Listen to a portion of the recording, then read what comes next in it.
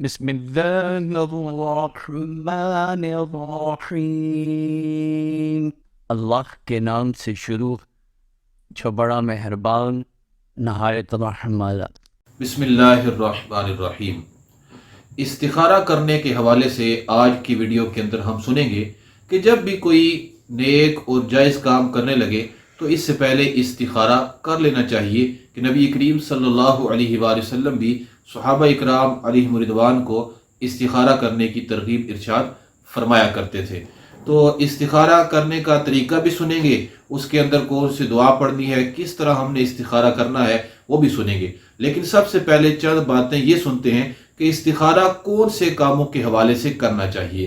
پہلی بات یہ کہ استخارہ صرف جائز کاموں کے لیے کیا جا سکتا ہے، اور اس کے ساتھ یہ بھی کہ ان کاموں کے لیے استخارہ نہیں ہو سکتا جو ناجائز یا حرام ہیں، اور اس کے ساتھ استخارہ ان امور میں کیا جائے گا جو کہ فرض یا واجب نہ ہو۔ اگر کوئی کام کسی کے ذمہ فرض یا واجب ہے تو اب اس کے بارے میں وہ استخارہ نہیں کر سکتا۔ اور استخارہ کا معنی ہوتا ہے خیر کو طلب کرنا، خیر یعنی بلائی طلب کرنا۔ تو استخارے میں بندہ اللہ عز و جل سے خیر طلب کرتا ہے، خیر کے متعلق مشورہ کرتا ہے۔ استخارے کی جو دعا ہے یہ بخاری شریف کے اندر بھی مذکور ہے۔ اب چلتے ہیں استخارے کے طریقے کے متعلق کہ ہم نے استخارہ کیسے کرنا ہے۔ تو جب بھی کسی جائز کام کا ارادہ کیا ہو اور کسی فرض یا واجب کام کے علاوہ کسی کام کا ارادہ کیا ہو، مثلا کسی نے کوئی جائز کاروبار شروع کرنے کا ارادہ کیا، یا شادی کرنے کا ارادہ کیا، یا کسی ملک کا سفر کرنے کا ارادہ کرنا چاہتا ہے، تو وہ اس کے لیے استخارہ کر سکتا ہے۔ استخارہ کا طریقہ یہ ہے کہ رات کو 2 نفل ادا کیے جائیں۔ استخارے کی نیت سے اللہ تعالیٰ کی بارگاہ میں 2 نفل ادا کریں، اور اس کے لیے مستحب یہ کہا گیا کہ پہلی رکعت کے اندر قل یا ایھا الکافرون والی صورت پڑھے، اور دوسری رکعت کے اندر قل هو اللہ احد شریف والی صورت پڑھے۔ تو یہ مستحب ہے، اس کے علاوہ بھی کوئی صورتیں پڑھ سکتا ہے۔ 2 رکعت نفل پڑھنے کے بعد استخارے کی یہ دعا پڑھے جو کہ بخاری شریف کے اندر بھی مذکور ہے، اور اگر ہمارے پاس بخاری شریف نہ ہو تو یہ دعا جو ہے بہار شریعت کے حصہ اول کے اندر بھی موجود ہے، وہاں سے بھی آپ دیکھ سکتے ہیں۔ میں ایک دفعہ دعا پڑھ دیتا ہوں، آپ سن لیں۔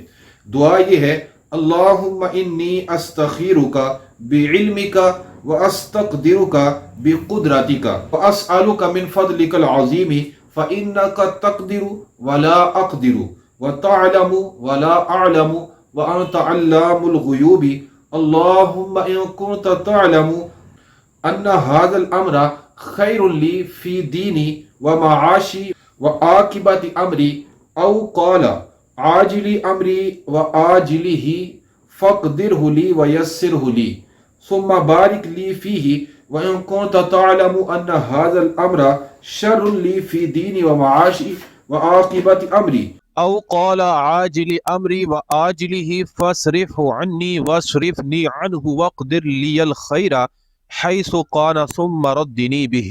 اس کا ترجمہ سن لیتے ہیں کہ اے اللہ عز و جل، میں تیرے علم کے ساتھ تجھ سے خیر طلب کرتا ہوں، اور تیری قدرت کے ذریعے سے طلب قدرت کرتا ہوں، اور تجھ سے تیرا فضل عظیم مانگتا ہوں، کیونکہ تو قدرت رکھتا ہے اور میں قدرت نہیں رکھتا۔ تو سب کچھ جانتا ہے اور میں نہیں جانتا، اور تو تمام پوشیدہ باتوں کو خوب جانتا ہے۔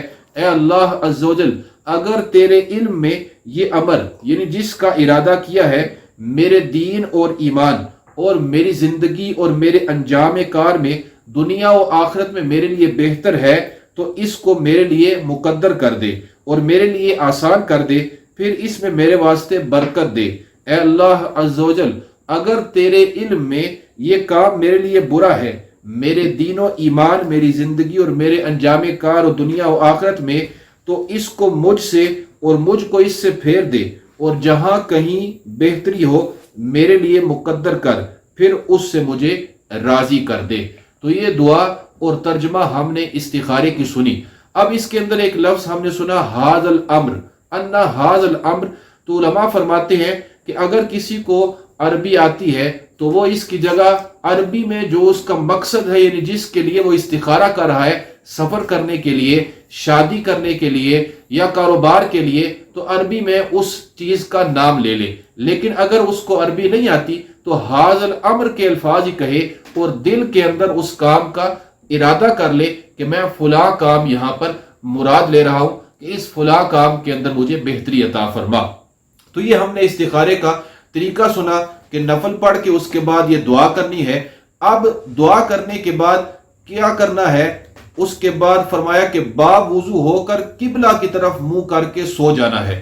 قبلے کی طرف رخ کر کے سو جائیں گے تو اب ہمیں یہ کیسے پتہ چلے گا کہ یہ کام ہمارے لیے بہتر ہے یا نہیں؟ تو خواب کے اندر اگر سفیدی نظر آئے، سبز رنگ نظر آئے یا اجالا نظر آئے، صاف پانی نظر آئے، تو اس سے مراد یہ ہے کہ جس کام کا میں نے ارادہ کیا ہے وہ میرے حق میں بہتر ہے۔ اور اگر خواب کے اندر جو ہے اس کو کالا رنگ نظر آ رہا ہے یا اندھیرا نظر آیا یا گندا پانی یا گدلا پانی نظر آیا، تو اب اس کے لیے یہ اشارہ ہے کہ جس کام کا اس نے ارادہ کیا ہے وہ اس کے لیے بہتر نہیں ہے۔ اور بعض لوگ ایک مرتبہ استخارہ کرتے ہیں اور پریشان ہو جاتے ہیں کہ ہمیں تو کوئی اشارہ نہیں ملا، خواب کے اندر ہمارے تو کچھ بھی نہیں آیا، نہ سبز رنگ آیا، نہ سفید، نہ کالا، نہ کوئی چیز بھی نہیں آئی۔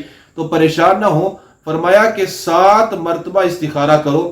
7 مرتبہ استخارہ کریں گے تو انشاءاللہ عز و جل کسی نہ کسی استخارے کے اندر ضرور آپ کو آپ کے کام کے حوالے سے اشارہ ضرور ملے گا۔